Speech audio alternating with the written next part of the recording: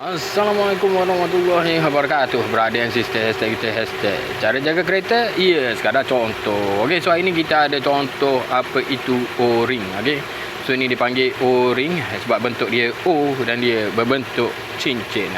So yang ni tak kisahlah O-ring untuk air ke, O-ring untuk minyak ke. So benda ni boleh mendatangkan padah untuk anda semua. So sama ada dia boleh mengeluarkan minyak ataupun mengeluarkan air. So nampak macam biasa-biasa, harga dia pun murah. Cuma bergantung pada kawasan dia yang ada. Okay? So kebanyakan benda ni akan melibatkan kawasan air dan juga kawasan yang berminyak.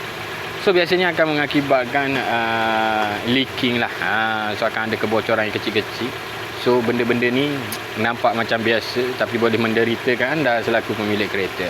Hari ini tuan-tuan dan puan-puan, brother and sister, selamat menservis kenderaan anda. Tak kisahlah anda pakai model mana, tiada paksaan dan tiada larangan untuk anda servis kenderaan.